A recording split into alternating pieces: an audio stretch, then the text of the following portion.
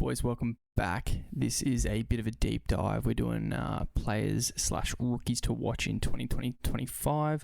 I said too many 20s there, but 2025. Just straight up, this is just a soft touch on a few key guys. Just opening your eyes to some people that could become relevant in fantasy, in classic, especially in draft as the season goes on, or they're already popular, and why I like them, why I think they're intriguing to watch. So this is just a bit of extra content if you do love your footy, love your analysis and just talking shop. First off the rip, Tom Duffy, super well known thanks to Classic, but he's ultra talented. There is job security risks with Duffy. Losing the goal kicking, if it happens to him, will hurt his output in both formats. However, the kick meters in NRL Fantasy will sustain his price gain. So, Tom Duffy, super talented. He's the most dynamic athlete, but my read on Duffy when I was looking into him late last year is just the creation ability at different points on the field, especially sort of in the attacking 40s, awesome. And what he does well, I think, as a half is he's always sort of sniffing around the breakdown of the play. He kind of reminds me of Adam Reynolds in that way, where he isn't a dynamic run threat, but he will run a little bit, and he's just the one to get on the loose ball near the try line, to get on the ball that drops in that awkward zone near the goalpost, that sort of stuff. He does sniff around, I guess, the second and third phase, which is what you really want from a half that isn't like a Tommy Dearden, for example, that has an actual legitimate run threat. You need your creative half who's to be relevant in fantasy and SuperCoach by being in and amongst it. And when I watched Duffy's footage and stuff, his tape, that's what I see as something he does pretty well and can continue to improve on to increase his relevance.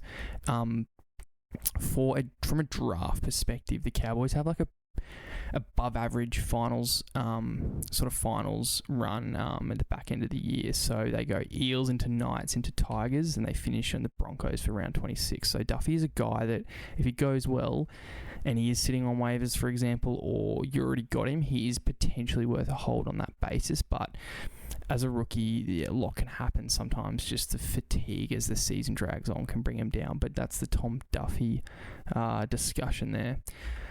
Moving on to Jamie Humphries, also has a lot of buzz, probably less so in Classic because of the job security, but in draft, I think most people have stashed him by now. He's super talented.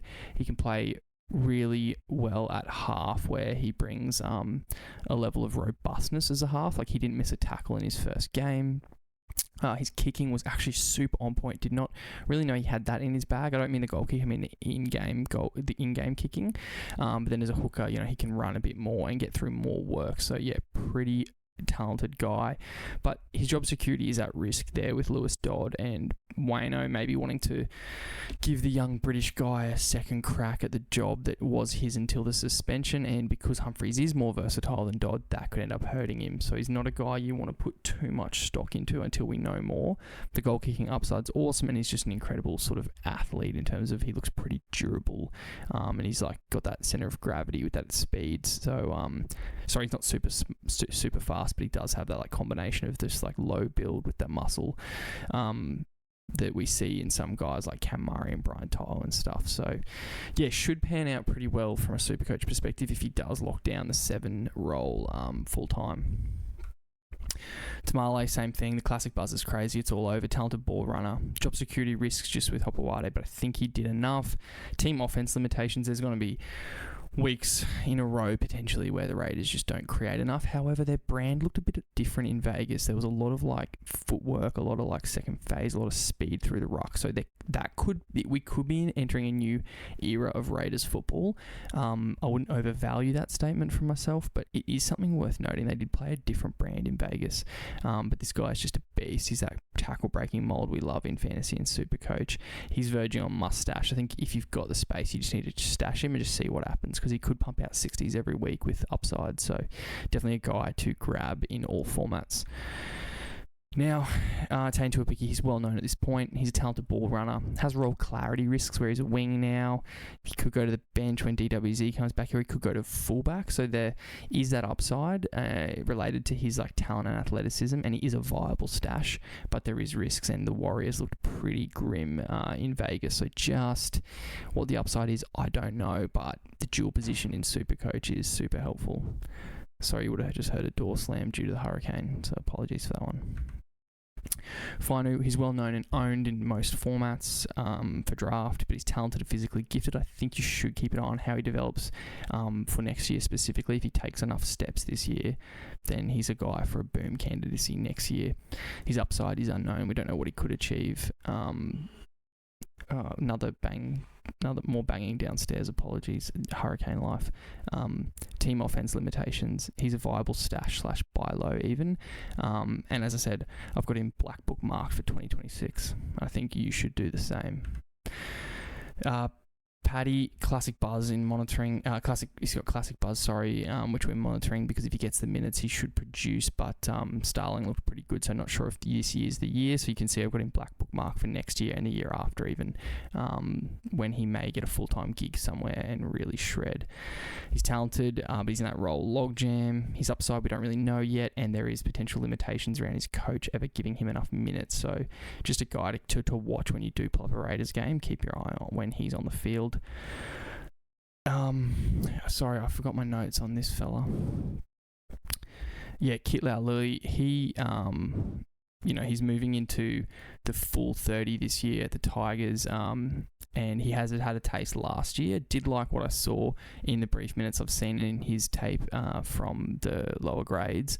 He has had a number of injuries already, though, which we don't love, and yeah, he may not produce anything in from a SuperCoach perspective this year, but just mark him down. He's got that power lock game, just really dynamic athlete, someone to watch. Mitch Woods is next. Most of you Sydney, New South Wales guys would have heard of Mitch Woods. His buzz has sort of yet to hit the fantasy SuperCoach scene because he's in the positional logjam there. And the Dogs are all in on him due to the talent.